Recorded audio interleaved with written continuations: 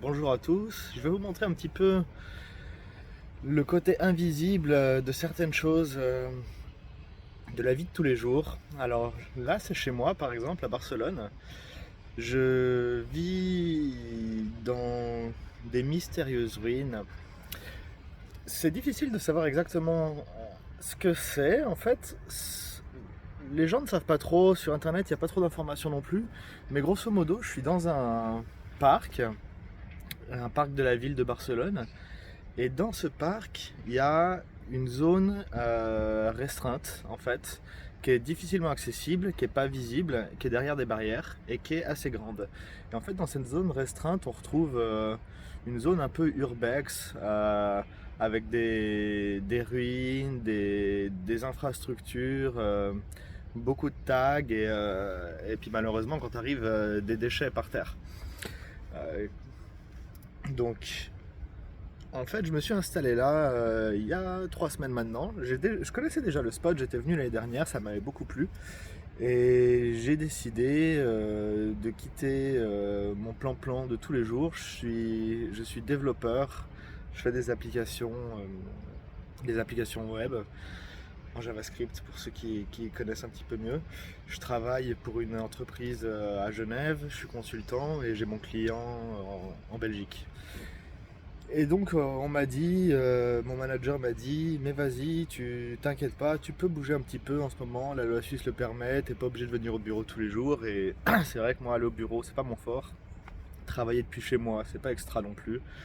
J'arrivais pas à trouver un petit peu, je sais pas, pas le sens de la vie, parce que la vie est belle, mais ce contexte dans lequel tu te sens bien au quotidien.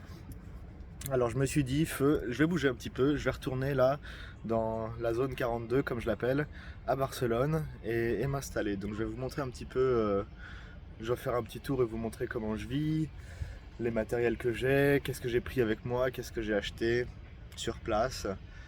Et, et je vais vous parler un petit peu aussi de la suite des plans, parce que l'idée c'est pas simplement de rester là comme un SDF ou un marginal, un SDF de luxe, hein, on va se l'avouer, mais c'est plutôt d'aller rejoindre une communauté à Grenade, dans le sud de l'Espagne, près d'un village qui s'appelle Orgiva.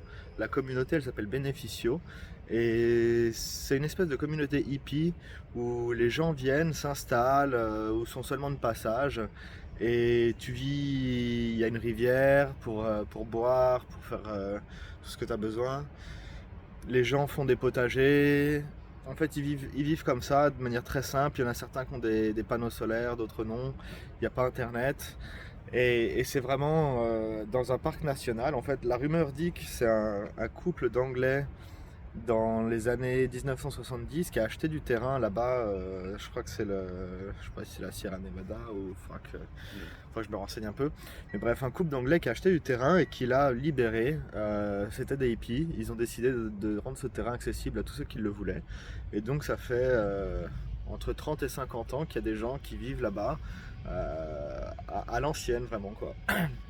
Donc moi je sais pas, je me considère pas comme, vous voyez, je suis pas un baba cool, mais bon, j'aime bien, euh, j'aime bien fumer un petit joint.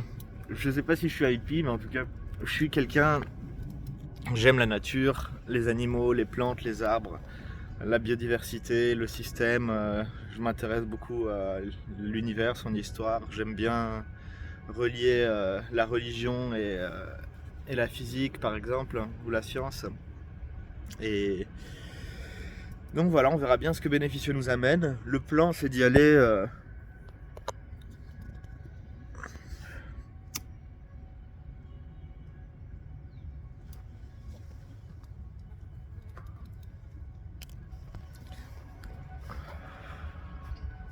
Donc là en fait je suis encore salarié. J'ai posé ma démission et mon contrat se termine au 30 novembre 2022. Donc là on doit être 18 octobre je pense, 2022. Et non, 19 ou 20. Donc on perd la notion des dates hein, quand le nombre de nos responsabilités diminue, ce genre de choses là. Donc au 30 novembre j'aurai plus d'emploi et c'est bien ce que je voulais.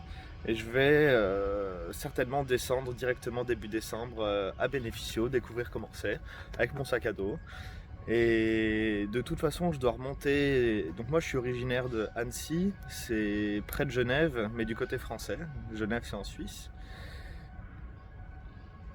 Et je vais remonter sur Annecy pour les fêtes de Noël et à Bruxelles aussi. Ma petite sœur est dentiste à Bruxelles et cette année, c'est elle qui nous reçoit. Donc, je pense que j'ai un.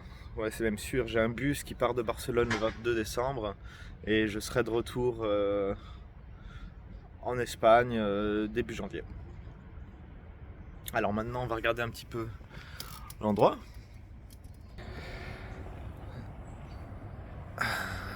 Alors, face à nous, on a Barcelone.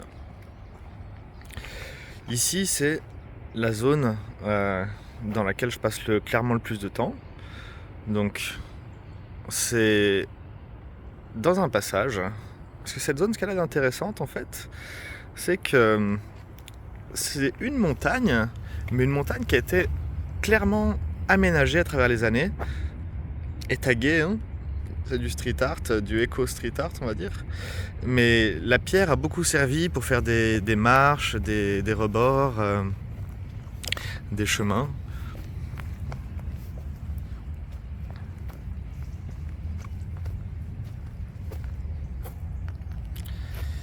Ici, c'est la ville de Barcelone, donc ça vous donne peut-être une idée d'où je suis. C'est à El Puchet.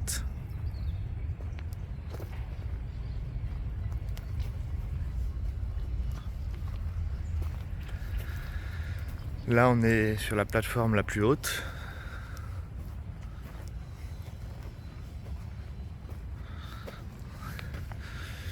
Il doit y avoir 80 mètres carrés.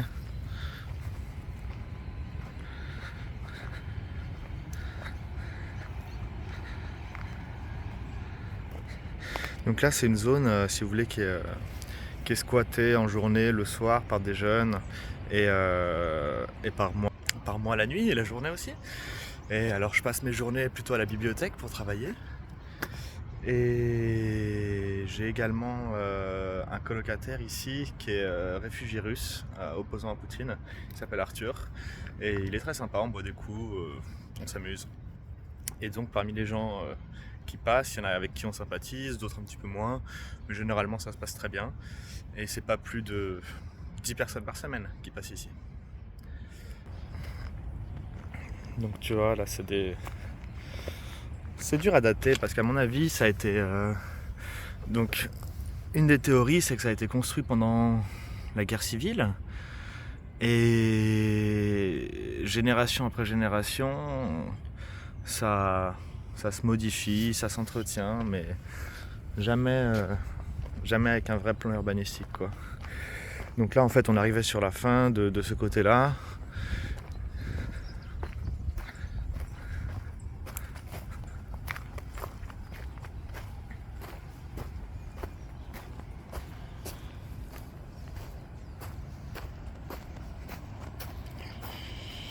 Là en bas c'est une fontaine piscine, on va aller la voir de plus près.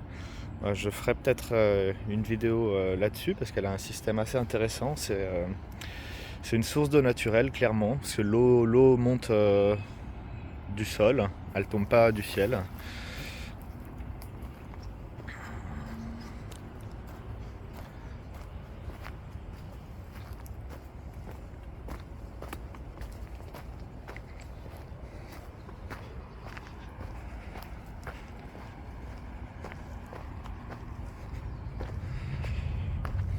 Là c'était un bâtiment qui a été détruit, des arbres ont poussé dessus. Donc bon, je pourrais continuer comme ça un petit moment. Grosso modo, ce spot il est composé de débris, de nature, de tags. Il doit faire 150 mètres par 80 mètres, peut-être un peu plus. Il y a pas mal d'endroits où se poser avec des vues. Il y a des choses chouettes comme des petits aménagements comme ça. C'est une chaise en fait. Après il y a des mystères, par exemple, pourquoi est-ce qu'il y a des marches ici qui ne mènent nulle part sous la fontaine. Là-bas il y a on n'arrive pas à la voir, mais il y a une cave et ça continue en dessous. Donc là c'est là où dort mon colocataire. Alors lui il a choisi d'avoir une tente, comme la plupart des gens en difficulté. Il y a même 2 tentes parce qu'il a un ami qui a trouvé du travail et qui dort plus ici. Mais moi je choisis de dormir sans tente parce que ultimately le but c'est de se construire son habitat soi-même, son abri en tout cas. Et j'aime bien l'idée d'un abri intérieur-extérieur, c'est-à-dire ouais vous voyez c'est salon d'extérieur, c'est cuisine d'extérieur. Après je pense que pour moi l'idée de s'abriter c'est plutôt s'il pleut, s'il neige, si ça vente, s'il fait trop froid. Mais j'aime dormir dehors. Donc là par exemple on est sur les barrières. Donc qui continuent comme ça et qui cerclent en fait tout le parc. Toute la zone restreinte. Je vais remonter par ici. Et puis on va aller regarder. Par exemple. J'ai pris.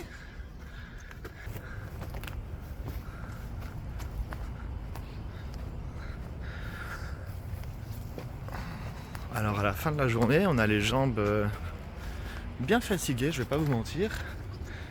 Parce que c'est que de la côte. Et pour arriver dans cette zone, il faut déjà être tout en haut de la ville. Dans le quartier, certainement le plus en côte. Et pour travailler, je vais à la bibliothèque le matin. Je rentre le midi, j'y retourne en début d'après-midi, je rentre le soir. Donc ça fait quelques allers-retours et quelques centaines de marches et de mètres de dénivelé tous les jours.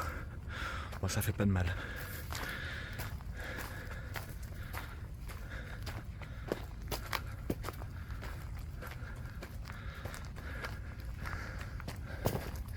Il y a des trucs par exemple, c'est les murs sont recouverts de débris de verre pour compliquer j'imagine le passage par-dessus.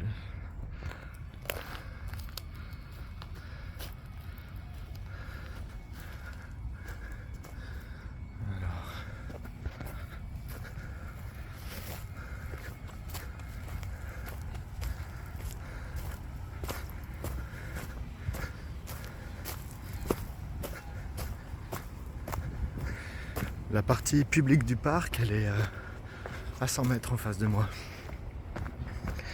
Donc là, mon coin préféré, on va dire, j'ai planté du thym, du basilic, du romarin et encore du basilic. Je sais, ça va pas forcément très bien ensemble. Il y en a qui aiment les sols mouillés, d'autres les sols secs, mais j'ai fait ça comme ça. Et l'idée c'est quand même de se faire un potager à long terme, mais déjà j'ai commandé beaucoup de graines en fait avant de partir. Et je me suis fait avoir, enfin j'ai jamais reçu les graines. Donc la commande n'a jamais été expédiée. Je crois que le site s'appelle Bicrus, on commande BY. Et pourquoi j'ai commandé là-bas? Parce qu'ils avaient beaucoup de choix sur les graines Battle, qu'ils vendent surtout en Espagne. Et je voulais commander toute une série, genre 40 variétés, d'un petit peu de tout en fait, pour la saison à venir. Donc là, ça c'est ma maison mobile, sac à dos Forclaz que j'ai commandé sur le site de Decathlon, qui fait 100 litres et qui est vraiment bien, il n'y a rien à dire. Il a des accès faciles partout, des rangements, il vient avec une protection contre la pluie. Donc là-dedans je mets des vêtements chers et mon ordinateur de travail, et en fait je me balade avec toute la journée. Parce qu'avant de partir je me suis commandé des vêtements de chasseur, en fait une combinaison comme ça, toute la panoplie. Alors je suis pas chasseur et je suis pas pour la chasse, mais j'avais envie d'acheter des vêtements techniques qui résistent au vent, qui résistent au froid, qui résistent à la pluie et qui si possible me rendent, enfin qui sont sympas, qui me rendent éventuellement plus discret vu que là par exemple je suis dans un endroit, je suis pas trop censé y être pour être franc et ainsi de suite. Donc puis c'est vrai que peut-être dans la rue les gens t'emmerdent moins quand tu dors dehors mais que tu as des fringues militaires, vous voyez ce que je veux dire. Donc bref, j'ai cette tenue et elle m'a coûté 2000 balles. J'ai pris la marque Circa et franchement aucun regret. C'est vraiment chouette, chouette, chouette. Je me suis organisé comme ça. C'est le fouillis, j'ai honte, mais écoutez, comme ça, c'est honnête. Là, l'ordi est posé ici parce que j'étais en réunion jusqu'à midi. Les réunions, je les fais plutôt là parce qu'à la bibliothèque, on dérange tout le monde. Et donc j'ai des bassines pour faire un peu de vaisselle, un peu me laver, des choses comme ça. J'ai de la corde, ce qu'on appelle de la paracorde. C'est extrêmement solide et ça coûte pas très cher. Alors, ouais, mes mains. Alors, j'ai pas de problème avec l'héroïne ou de choses comme ça, c'est les moustiques qui m'ont dévoré les mains les premières semaines. Et là, ça m'a laissé des marques et c'est en train de partir. Et les bouteilles d'eau de 5 litres que je remplis à la fontaine. Et des casseroles. Une caisse en bois que j'ai récupérée directement ici. En dessous, j'ai des épices, j'ai du sel, j'ai de l'huile, j'ai des pâtes, j'ai du riz, j'ai de la semoule. Là, j'ai un petit peu de thon, de chorizo, quelques légumes. Et je me suis acheté une chaise pliante aussi, des oreillers. Et j'aime bien passer la nuit ici même en fait. Ici là, j'étends ce drap là. Et je prends 2-3 oreillers. Un sac de couchage Carinthia aux petits oignons. J'ai trop chaud, j'aurais dû prendre un truc peut-être pour des températures plus hautes parce que j'ai pris moins 15 et en fait je mets que les jambes dedans parce que sinon je transpire comme un bœuf. Donc, alors ici nous on a les nuits froides ça tombe à 17, les nuits chaudes on est à 20 et c'est cool. Et sinon ce que j'ai fait c'est que je suis venu quand même avec plus d'affaires que ça. Donc je les ai mises un petit peu à l'écart et à l'abri. Alors là, en fait, c'est moi qui ai nettoyé ça. Je me suis permis de soulever les débris. Et parce qu'on y découvre un sol qui a été façonné. Et j'ai également nettoyé là. Parce que j'ai dormi là pendant un temps. Et là, c'est un carrelage. Et donc là, derrière, ce que j'ai fait, c'est que j'ai mis sous...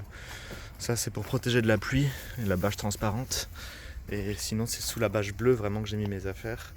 Donc j'ai des vêtements supplémentaires, 2 autres sacs à dos, des bouteilles de gaz, PQ, trucs comme ça. Les trucs qui bougent pas trop, que j'ai pas forcément envie de laisser toute la journée à la vue de tout le monde pour éviter les vols. Et sinon, ça se passe bien en général. Là, en m'occupant des débris, j'ai trouvé ce genre de choses, on appelle ça des carreaux de ciment. Mais ceux-là, ils sont plutôt anciens et plutôt bien décorés.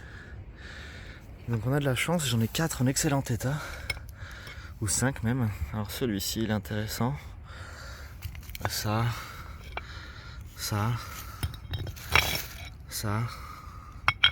Et je crois que j'en ai laissé un également ici.